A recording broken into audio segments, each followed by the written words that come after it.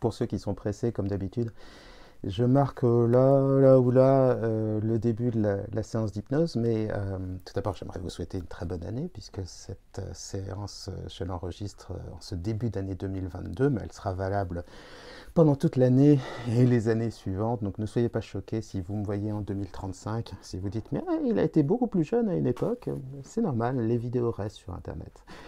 Alors, pour moi la bonne question, celle qu'il faudrait se poser en début d'année, c'est pourquoi ne tient-on jamais ses résolutions?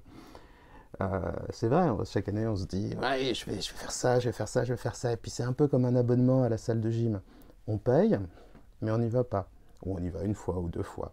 Mais pourquoi ne tient-on pas ces résolutions et surtout comment faire pour les tenir? La première chose, c'est de se dire que bien souvent, quand on se donne une résolution, on y va d'une manière ambiguë. C'est j'ai envie, mais j'ai pas envie en fait. Donc on est plutôt en train de formuler des vœux pieux que de poser vraiment une décision, un acte. C'est-à-dire j'ai vraiment envie de faire ça et je vais le faire et voilà de quelle manière je vais le faire. Donc on est dans une sorte d'ambiguïté qui ressemble à j'aimerais bien arrêter de fumer en 2022.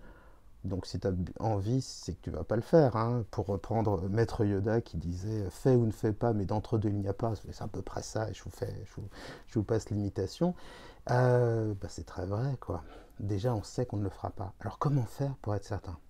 Eh bien la première chose, la chose importante, c'est déjà d'être très au clair sur ce que notre ancienne manière de faire nous apportait. Quels en étaient les bénéfices secondaires? Pourquoi faisait-on quelque chose qui ne nous réussissait pas, mais on y tenait quand même? C'est ce qu'on appelle les bénéfices secondaires. Donc déjà, il faut parvenir à les déterminer. Et puis ensuite, à y répondre. Et je vous dirais la même chose, par exemple, si on parlait de dépendance. On raisonnerait exactement de la même manière. Donc, savoir déterminer les bénéfices secondaires de son ancien comportement, bien percevoir les peurs qui sont liées au nouveau comportement ou le stress que l'on peut y associer, et ensuite se visualiser jusqu'à vraiment sentir une sorte d'unité face à la décision. C'est-à-dire jusqu'au moment où j'ai tellement envie de faire ça, j'en ai tellement besoin que je suis certain que je le ferai. Et ça, pour parvenir à ce résultat, on peut le faire au travers de l'échange, mais ça prend du temps. Avec l'hypnose, on court-circuite tout, on prend les raccourcis et on arrive à déterminer ce qu'on a dans le cœur, ce qu'on désire vraiment et à trouver une manière vraiment réaliste de mettre tout son cœur et toute son envie dans la balance. Alors, les séances d'hypnose, pour moi, il faut les faire régulièrement parce que c'est une sorte de programmation mentale. Donc, essayez de faire cette séance peut-être une fois par jour si vous pouvez, sinon vous écartez. Mais si vous avez vraiment envie d'induire le changement, si vous savez que vous n'êtes pas vraiment sûr de tenir votre résolution, eh bien, construisez votre objectif, construisez votre motivation comme ça de jour en jour jusqu'au moment où il sera devenu évident que vous allez changer. Bon, j'arrête de parler, je parle trop, hein, mais on va commencer la séance d'hypnose. Là, c'était beaucoup de théorie et après, ce ne sera que de la pratique. Et vous savez, moi, je préfère trouver une solution à un problème que le définir, mais parfois, c'est quand même intéressant aussi d'en parler un petit peu avant. Donc, j'ai ça comme excuse et on se lance tout de suite dans la séance d'hypnose et bonne année. Évidemment, très très bonne année. En tout cas, elle sera en partie ce que vous allez en faire et donc je compte sur vous pour travailler sur vous-même. Comme d'habitude, pensez à vous abonner à la chaîne, à activer les notifications parce que tout à l'heure vous serez endormi et vous n'aurez plus l'occasion de le faire. Pour pratiquer l'hypnose, c'est très simple. Il suffit d'apprendre à centrer son attention sur soi, à rentrer à l'intérieur de soi-même. Et il est évident que les changements inconscients que l'hypnose amène se renforcent lors d'une pratique quotidienne. Souvent, on a une sorte d'opposition en nous, une opposition consciente. En psychanalyse, on parle de névrose. On a envie et en même temps, on n'a pas vraiment envie. Et c'est pour ça que s'installe l'inaction et la croyance en notre incapacité au changement.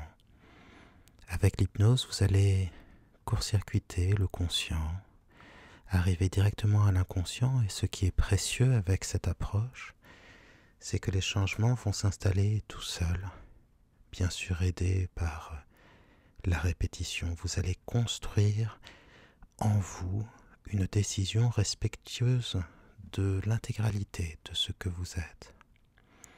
Si vous êtes prêt, cela ne demande aucun effort, juste à fixer un point, à le regarder avec un regard doux et à se laisser porter par la voix, comme si je vous lisais une histoire, comme si j'étais vraiment là, juste à côté de vous, vous accompagnant étape après étape. Et c'est la voix qui importe. C'est elle qui va vous amener à vous abstraire de l'extérieur. À certains moments, votre esprit décrochera, c'est très bien, c'est fait pour. Bercé par une sensation douce de confusion, cela vous aidera à rentrer en transe. Et encore une fois, il n'y a pas d'effort à faire, au contraire, juste à se laisser porter, l'hypnose n'en sera que plus profonde, plus douce. Peu importe aussi le moment où les yeux se fermeront, ils ne sont que le signe de votre passage en transe. Alors il n'y a pas d'effort à faire, encore une fois. Juste à fixer ce point avec un regard doux, à le regarder comme ça. C'est ça, sans plus d'effort. 5. Vous entendez les bruits autour de vous. Ma voix qui, elle, va se préciser en vous, vous guider de plus en plus. Mais bien sûr à votre rythme. Et plus vous pratiquerez l'hypnose, cet enregistrement notamment, et plus il vous sera facile d'entrer rapidement et profondément en transe. Ce n'est qu'une histoire de répétition, en quelque sorte. Et vous voyez simplement le fait d'être installé comme ça, confortablement, assis, allongé, peu importe, de prendre enfin un temps pour vous, un temps vraiment mérité, un temps utile, d'investir votre temps pour être bien, d'investir votre temps pour votre développement personnel, pour votre changement. Et bien tout cela fait que s'entame ce processus d'intériorisation. C'est le propre de l'hypnose. S'abstraire de l'extérieur et rentrer de plus en plus profondément dans ce monde intérieur. Il n'y a pas d'effort à faire. Encore une fois, juste à écouter, juste à se laisser porter et à observer ces changements qui s'installent à leur rythme, guidés par le corps, portés par l'inconscient. C'est bien sûr votre respiration qui est plus lente, plus régulière, plus douce, plus calme. Mais ce sont aussi les sensations du corps. Quelles qu'elles soient, je pourrais vous parler du contact de l'air contre le visage, du contact de l'air contre les mains, vous parler du contact des vêtements ou de la sensation de poids du corps. Dès que l'esprit, apaisé par l'hypnose, porte son attention sur telle ou telle sensation, celle-ci se renforce. Et se renforçant, elle vous amène toujours plus près, toujours plus loin, dans un état de transe. Ce nom un peu vieilli, que l'on donne traditionnellement à cet état ô combien doux, relaxant, qu'est l'hypnose. Pour accompagner ce mouvement, prenez simplement 2 inspirations profondes. C'est ça. Puis une deuxième. Et laissez votre respiration s'approfondir toute seule. Laissez-la vous guider par sa douce monotonie, j'allais dire, son rythme lent, régulier. Quoi de plus berçant qu'une respiration alors que les pensées s'accrochent et se décrochent, se conjuguent, s'alternent, se retrouvent, se disjoignent, se rejoignent, se forment, se déforment, forment d'autres sous-formes, alors qu'en soi et par soi, au travers de soi aussi, quant au soi, au moi aussi, à ce que l'on projette de soi par soi ou au travers soi, à travers soi également. vous entrez encore un peu plus en transe. Et vous pouvez sentir cet air calme, frais que vous inspirez, sentir de quelle manière il se diffuse dans les poumons comme des racines de calme, sentir de quelle manière tout le corps se détend pour entrer dans une transe toujours plus douce et profonde. 4. Et c'est comme si l'inconscient prenait tout en douceur le contrôle. C'est lui qui propose de nouvelles sensations, installe les changements. Et à ce moment-là, de cette séance d'hypnose, ce sont des choses toutes simples. Il y va petit à petit.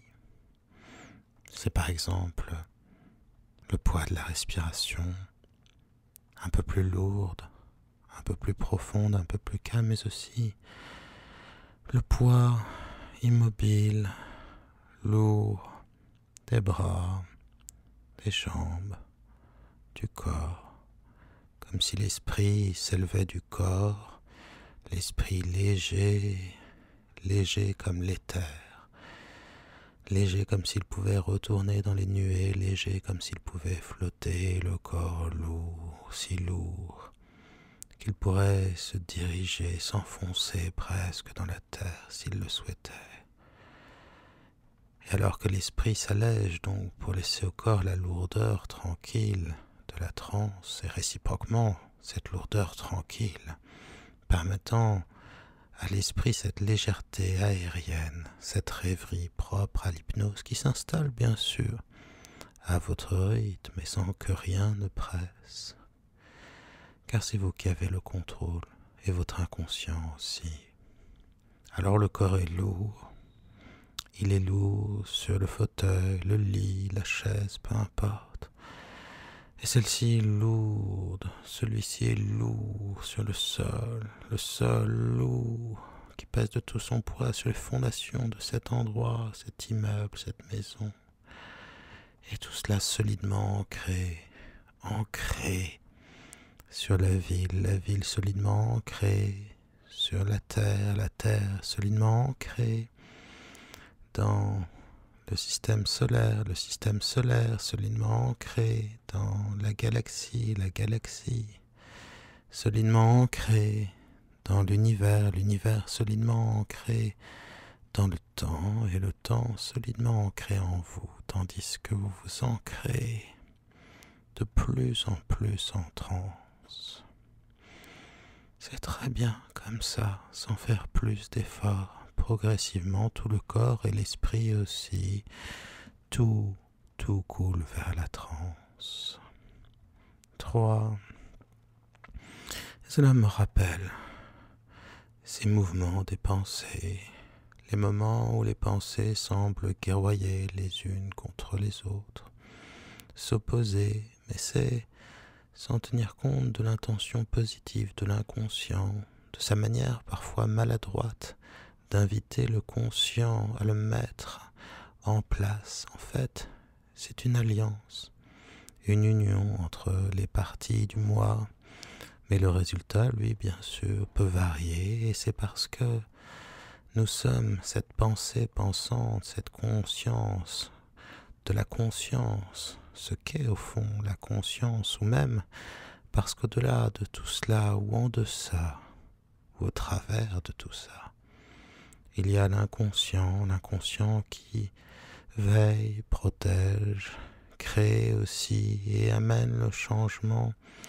Et par cette machinerie précieuse que sont les émotions qui nous guident et nous indiquent la direction, là où est le plaisir se trouve le cap, là où est la souffrance.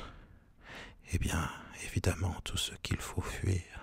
Alors, dans les pensées, dans cette manière qu'il faut de dire, voir, exprimer, parfois supposer et redessiner, non pas les contours, mais l'évolution, presque la vibration de ce que l'on ressent, de ce que l'on dit, de ce que l'on suppose, de ce que l'on perçoit, de ce que l'on entend, de ce que l'on est. Vous entrez plus en transe. Alors, entre deux moments du mois, entre ce moi qui, dans le temps, se meut Et cet émoi aussi, celui de l'émotion retrouvée, développée, parfois amplifiée, mais aussi dans cet écho simple des pensées, l'écho comme une monnaie, mais aussi comme cette reproduction du son, non pas un arsène, mais bel et bien un écho en cela qu'il amplifie, crée, restructure, détermine et envisage ce que nous-mêmes, dans nos propres limites intérieures, ou plutôt nos limites conscientes, ou celles que nous croyons avoir, comme une sorte, encore une fois, de conscience de la conscience, et dans cet entrechoquement, cette perception, cette binarité, plus qu'une dichotomie, une binarité, celle d'une sorte d'introversion, non pas de l'inconscient, mais du conscient parfois, où tout semble s'alterner, se diviser, se subjuguer presque. Bref, vous entrez plus profondément en transe. 2, alors que vos pensées s'accrochent et se décrochent, s'accrochent et se décrochent, alors que vos pensées se forment, se déforment, forment d'autres formes, alors même que vous savez déjà plus que vous ne saviez que vous saviez. 1, les yeux fermés, maintenant, si ce n'était pas déjà le cas. Vous êtes dans une transe agréablement profonde, qui s'approfondira de fois en fois, à mesure de la répétition des séances, et aussi plus profondément à mesure que ma voix et votre respiration dès maintenant vont vous amener encore un peu plus loin vers les vallées de l'hypnose, au rythme lent et doux de la voix, celui encore plus régulier et tranquille de la respiration, presque endormie, dans le flot assagi maintenant des pensées, et aussi dans un corps pacifié et détendu, lourd dans son immobilité, la transe s'approfondit toujours. Et alors, se rejoignant, se disjoignant aussi, entremêlés dans une sorte d'évolution entre les pensées conscientes, les pensées inconscientes, formant une sorte de natte dont la direction elle-même marque notre besoin, notre envie de changement, et peut-être même jusqu'à notre essence, ce qu'il y a d'incorruptible en nous, de profond, le désir premier de notre être, le goût presque de notre âme.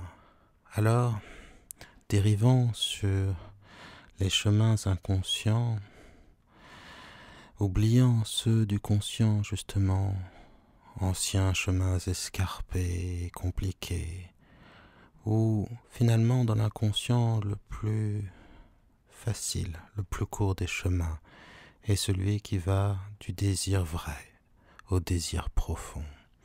Là où tout devient évidence et simplicité, là où les affrontements de surface, les oppositions, le fracas, le bruit, là, plus profondément dans les régions inconscientes, c'est un flot tranquille, paisible, subtil, tout entier tourné, tout entier destiné, ce courant destiné à vous servir, l'essence même donc du désir de soi.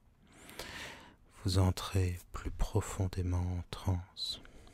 Et maintenant, j'aimerais simplement que votre esprit inconscient choisisse un doigt, peu importe lequel, qui corresponde le plus à la réponse oui. Ce doigt va pouvoir se lever à son rythme, sans effort presque, dans une sorte de mouvement, réflexe inconscient, presque l'intuition d'un mouvement, le soubresaut timide, mais le soubresaut vrai d'une envie profonde. C'est très bien comme ça, cela suffit.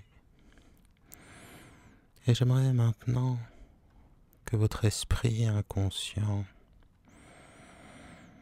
choisisse une résolution, un changement réaliste que vous allez pouvoir mettre en place dans votre vie et qui, de séance en séance, va s'incrémenter en vous, va s'enraciner en vous.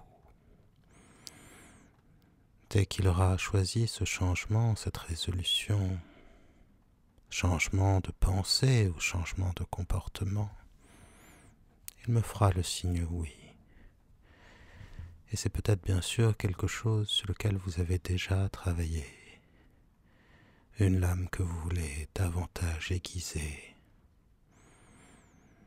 un changement que vous voulez davantage ressentir en vous, enraciné et laisser porter par votre désir entier et sans réserve. Unifiez ce que vous êtes pour agir ainsi d'une manière unifiée et fluide en évoluant toujours plus profondément vers votre besoin vrai, vers vos besoins naturels et nécessaires. C'est très bien. Et maintenant, j'aimerais que votre esprit inconscient vous fasse imaginer une salle de cinéma. Tout simplement, les sièges,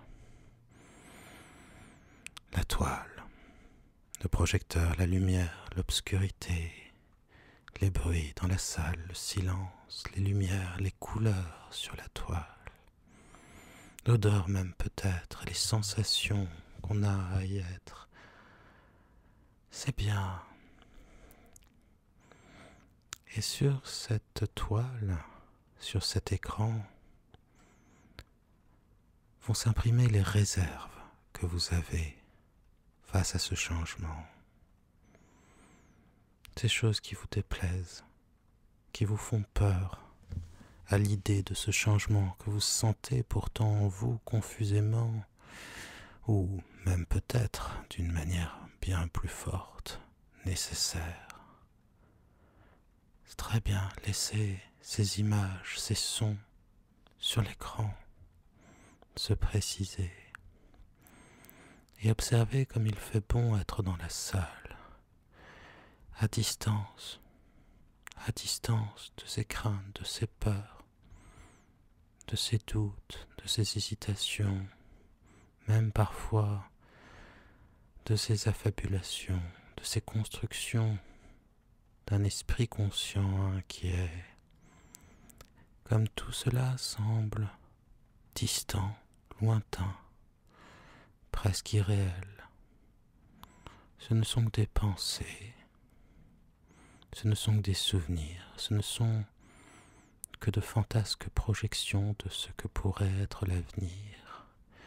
La réalité de votre force et de votre capacité à changer est bien en vous, inscrite dans le corps et l'inconscient, et ce ne sont pas des nuées illusoires qui vous empêcheront de l'accomplir.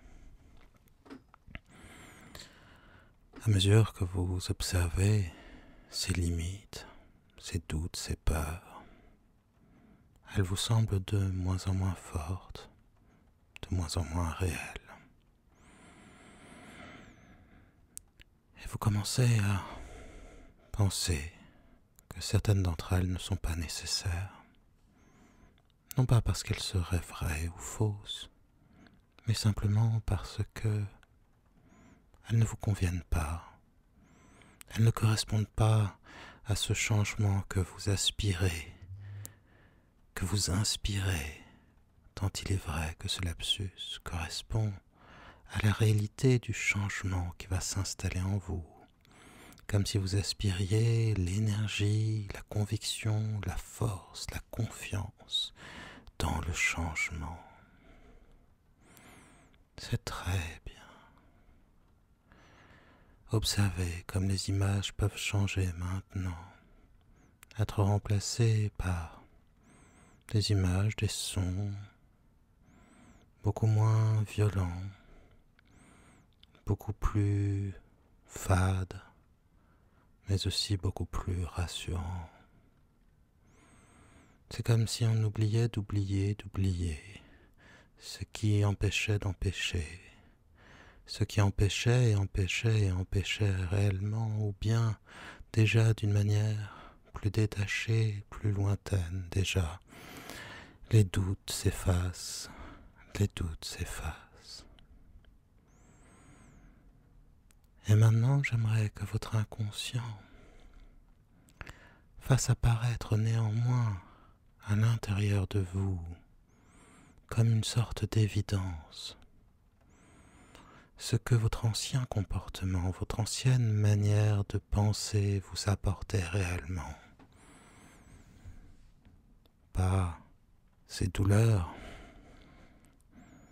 pas cette maladresse. Non. Quelles étaient ces intentions positives? On appelle ça les bénéfices secondaires, ce comportement qui, certes, ne vous convient plus, que vous apportait-il? Qu'est-ce qui faisait qu'il était malgré tout cher à votre cœur? Ces idées vont se préciser, ces bénéfices secondaires, ces intentions positives se préciser. Et pour que le changement s'installe dans votre vie, il faut y répondre, satisfaire votre inconscient, lui apporter satisfaction, répondre à ses besoins, ses bénéfices secondaires, mais d'une manière différente. Alors maintenant, votre esprit inconscient, pendant 3 longues minutes, va vous faire rêver.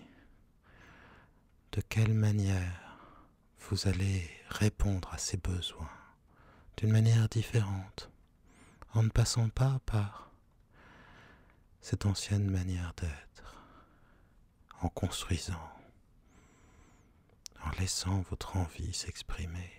Et je vous accompagne en silence pendant ces 2-3 prochaines minutes.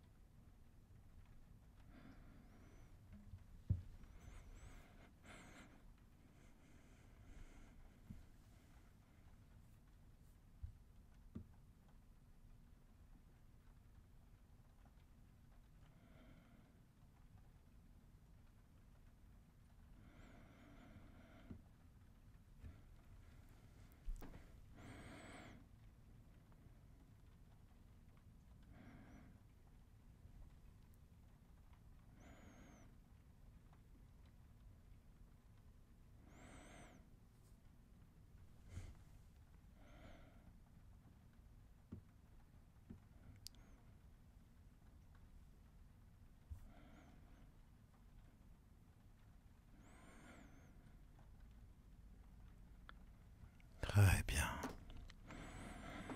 Et maintenant, j'aimerais que votre inconscient vous fasse vivre à l'avance tout ce que ce changement,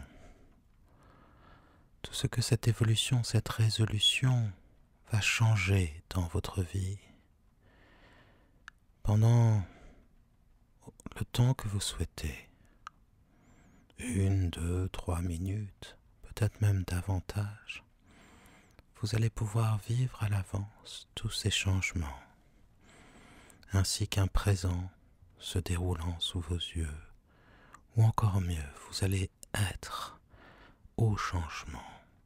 Vous allez vivre à l'avance cette vie et emprunter le chemin du changement le plus simple, le plus facile, le plus respectueux de votre être. Car quelle que soit la résolution, il y a diverses manières de l'implémenter, de la mettre en place. Et c'est bien sûr la plus facile, la plus douce, celle qui correspond le mieux à ce que vous êtes profondément, qui doit avoir vos suffrages. Alors votre inconscient va vous faire vivre tout cela à l'avance. Et vous resterez autant de temps qu'il le faut, autant de temps que vous le souhaiterez dans ce nouveau présent, jusqu'à ce que vous décidiez, une fois que vous sentirez profondément calme, d'une détermination sereine, fort, d'une conviction qui grandit de séance en séance, de fois en fois, en vous. Alors vous compterez de 1 à 5 et vous sortirez de transe avec une sensation de calme profond, une sensation d'unité, car lorsque on se rapproche de ce que l'on est vraiment en agissant conformément à ce que l'on est, c'est cette sensation ô combien douce qui se développe en nous et emporte encore d'autres changements dans notre vie. On apprend finalement à suivre son inconscient, ou plutôt à le laisser s'exprimer dans nos actes et nos pensées. Et c'est un apprentissage que cette séance va renforcer, encore une fois, de fois en fois. Et maintenant je me tais, pour qu'en vous se construise ce changement, ce nouveau présent, et que sa forme, sa puissance se précise, telle une lame de plus en plus aiguisée, de plus en plus compacte, capable de fendre les doutes, les inquiétudes, les habitudes, le passé. Je vous accompagne en silence.